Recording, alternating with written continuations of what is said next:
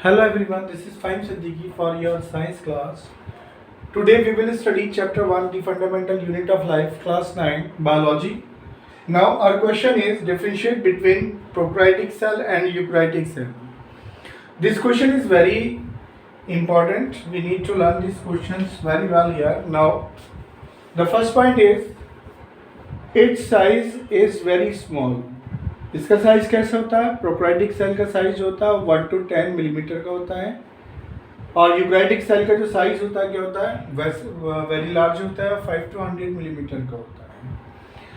तो prokaryotic cell 1 to 10 millimetre large होते हैं और यूकैरियोटिक सेल जो होते हैं वो 5 to 100 मिलीमीटर लार्ज होते हैं. Now in prokaryotic cell nucleus is absent. Mostly nucleus जो होता है प्रोकैरियोटिक सेल में वो एब्सेंट होता है and eukaryotic cell nucleus is present. जितने भी यूकैरियोटिक सेल्स होते हैं उनमें क्या होता है? न्यूक्लियस प्रेजेंट होता है. Now third point is it contains a single chromosomes. Prokaryotic cell में क्या होते हैं? सिंगल क्रोमोसोम्स होते हैं, व्हाइल यूकैरियोटिक सेल्स में क्या होता है? मल्टी क्रोमोसोम्स होते हैं. Next point is fourth, membrane bound cell organelles are absent. Prokaryotic cell में क्या होता है? मेम्ब्रेन बाउंड सेल जो होती है वो क्या होती है? एब्सेंट होती है, मेम्ब्रेन बाउंड सेल नहीं होती है. जबकि यूकैरियोटिक सेल में क्या होता है? Membrane bound cell organelles are present.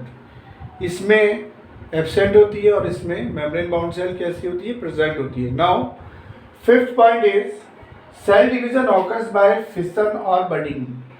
Prokaryotic cell में क्या होता है? सेल डिवीजन जो होता है या तो फिशन की फॉर्म में होता है या बडिंग की फॉर्म में होता है. जबकि यूकैरियोटिक सेल में सेल डिवीजन जो फॉर्म्स होता है वो या तो माइटोसिस में होता है या मियोसिस में होता है. दो फॉर्म्स होती हैं, एक तो माइटोसिस की होती है और दूसरा मियोसिस की होती है.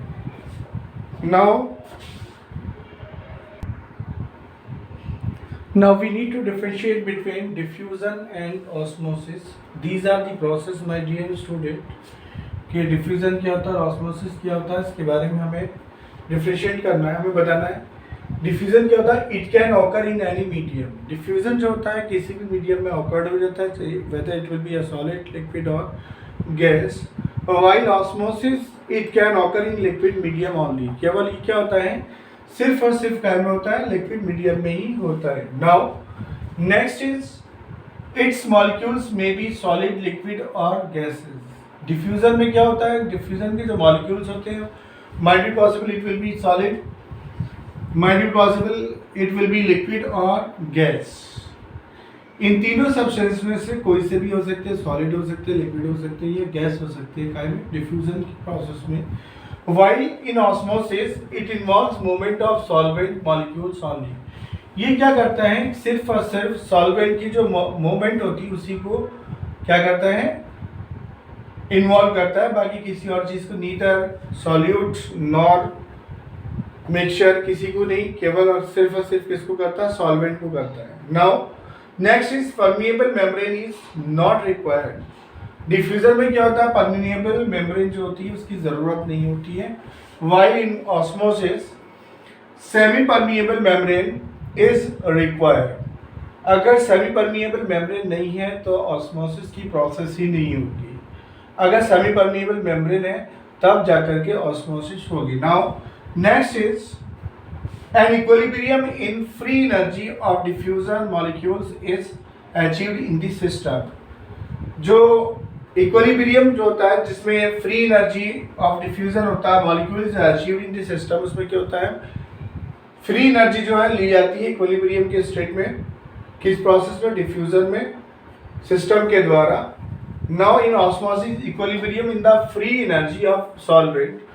सॉल्वेंट की जो फ्री एनर्जी होती है वो ली जाती है किस में? ऑस्मोसिस में. Molecules in is never achieve. वो कभी और equilibrium in free energy of solvent molecules is never achieved. Equilibrium यानी कि ऑस्मोसिस में किसी भी तरह की कोई जो सॉल्वेंट की जो फ्री एनर्जी है वो किसी प्रकार की फ्री एनर्जी नहीं ली जाती है.